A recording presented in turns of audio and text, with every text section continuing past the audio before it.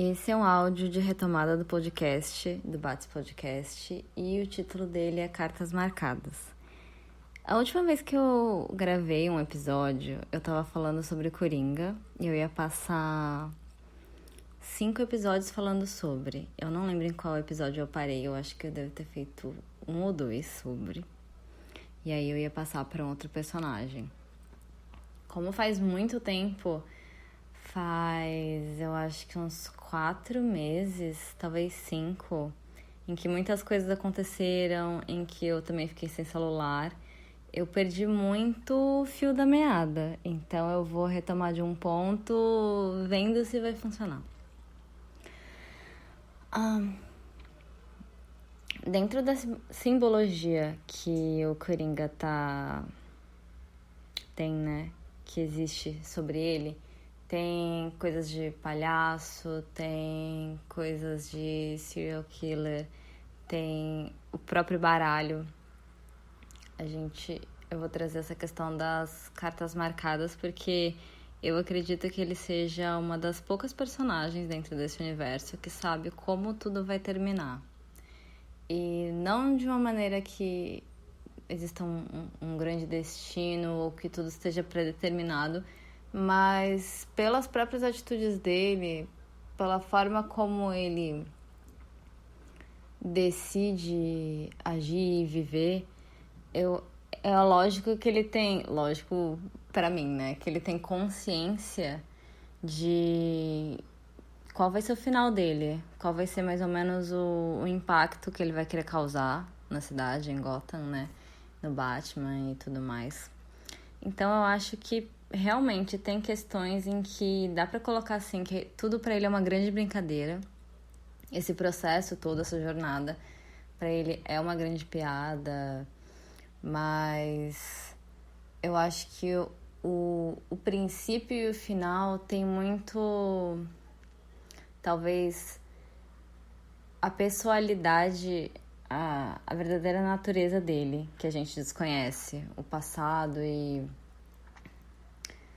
é uma distância muito grande dos valores sociais das pessoas, uma descrença, e até que acabam se mostrando como alguém que debocha, né, de tudo que tá acontecendo, da bondade, dos bons costumes, das leis e da ordem, porque em muitas mídias falam, né, colocam ele pra falar mas as coisas não são bem assim, como se ele desejasse que elas fossem de verdade, mas que ele realmente não acredita que sejam, que as pessoas possam ser boas e tudo mais. É como se fosse uma grande revolta por um lado, embora a máscara dele seja sempre do homem que ri, né, que inclusive tem algumas referências de que ele foi criado a partir disso. Segundo alguns, a partir da carta de baralho, segundo outros, dessa referência do homem que ri, e no fim teve até uma briga, que eu nem lembro se eu tinha comentado, uma briga sobre quem criou o quê, porque quando Batman começou a fazer sucesso, todo mundo queria ser a mente extraordinária por trás disso. Mas com certeza foi um trabalho em equipe, foram muitas influências e com o tempo ele se tornou algo muito grande, talvez até ou próximo ou maior que o próprio herói. Embora a gente tenha dificuldade de separar os dois, assim, imaginar um Coringa sem o Batman e um Batman sem um Coringa, embora possam existir histórias em que o Batman não o enfrenta, nem o encontra, sequer menciona. E como muitas vezes é questionado, e às vezes eu até vejo no Quora, quando perguntam se o Batman não existisse, se existiriam aqueles vilões. Eu não sei se com aquelas características e nem tão caricatos como às vezes eles são apresentados, mas acredito que sim. Segundo muitos aspectos que eles apresentam, eu acredito que daria sim, porque muitos deles são violentos e ambiciosos, eles têm um pé na realidade, embora a grande parte que é dos aspectos conhecidos pelo grande público sejam os mais fantasiosos, de poderes e enfim. Mas voltando sobre essa questão das cartas marcadas, eu acredito que tanto em um jogo quanto na vida, que pro Coringa é realmente um jogo, ele rouba, né? Ele pretende dar o truque nas pessoas, pretende fazer parecer que as coisas estão acontecendo de um jeito para que no final se revelem de outro.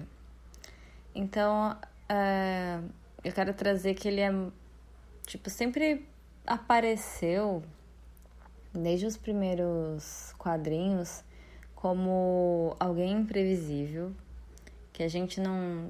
Talvez no começo tivesse mais motivação lá no... Eu ia falar episódio 1. Lá no primeiro quadrinho do Batman, ele...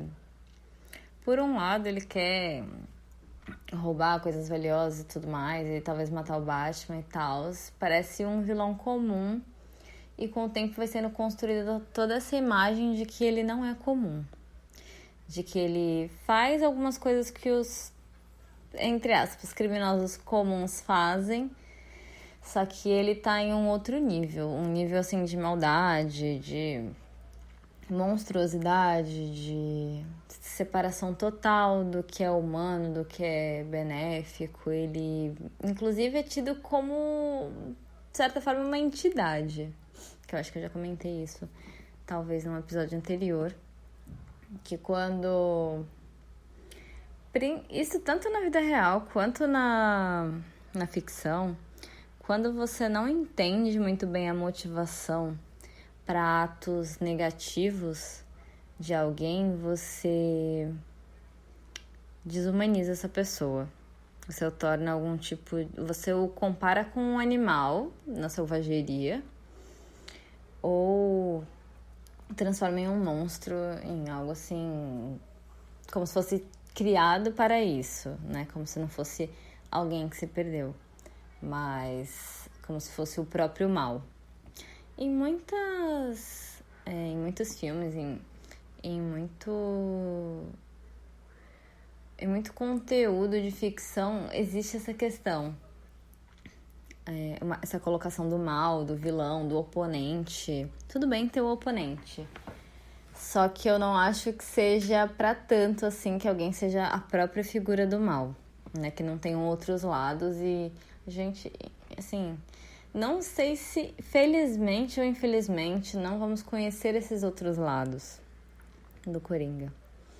Por um lado é interessante não conhecer, porque esse desconhecido torna as coisas mais... Como eu posso dizer? Dá mais medo, dá mais... Esse mistério deixa assim...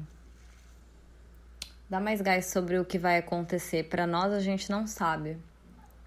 Mas ele, que é meio que assim... a pessoa que tá conduzindo a história, de certa forma... ele sabe onde ele vai chegar, e ele obviamente não dá ponto sem nó. Todas as coisas que ele faz podem parecer às vezes aleatórias, mas ele faz por um motivo para chegar a algum lugar. Eu acho que só em alguns momentos na série animada que tem episódios em que, para contar uma outra história, em que o foco não é tanto ele, mas ele aparece, ele faz umas coisas de criminoso assim, mas ele não chega tão longe. Em um episódio ou outro ele faz grandes planos, mas para poder contar essas histórias menores ou que vão levar em uma outra direção, ele meio que não tem um motivo, um propósito. Ele só tá fazendo para chamar atenção e para manter essa brincadeira com o Batman. E sim, por um lado tem essa questão de que boa parte da brincadeira do grande jogo ali é brincar não só com a mente do Batman, mas de todos os envolvidos, principalmente as grandes autoridades da cidade, que vai ser os governantes, vai ser a polícia, pode ser o Harvey Dent antes de virar o Duas Caras, ou mesmo depois. Qualquer pessoa que entrar no caminho dele e tiver qualquer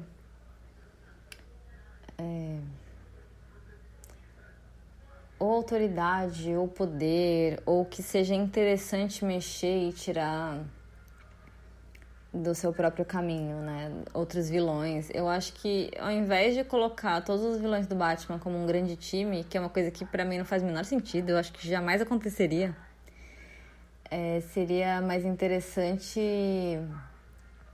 se eles tivessem conflitos uns com os outros. Isso pra mim é muito mais realista do que todos eles se unirem, entre aspas, por uma causa comum, que seria, sei lá, acabar com o Batman. E aí, muitas vezes, nessas histórias, o Coringa é o grande vilão e os outros são meio que os parceiros, assim, os capangas. É bem ridículo, enfim. Eu acho que ele é o grande jogador da história. E eu acho que o interessante é que boa parte das personagens não tem essa noção de que também estão jogando. Eu acho que às vezes o Batman se sente tragado pra dentro disso.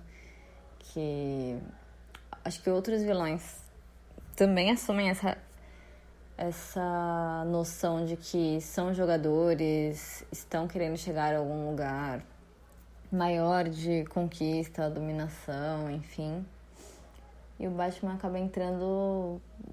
Ele tinha um propósito de talvez diminuir ou acabar com o crime naquela cidade, mas ele não achava, né, que poderia ser tão mais embaixo esse buraco, né, que poderia subir de nível. Inclusive, acredito que tem uma parcela de responsabilidade dele nisso. Sim, porque se não fosse por ele, talvez fosse um pouco mais leve, ou não.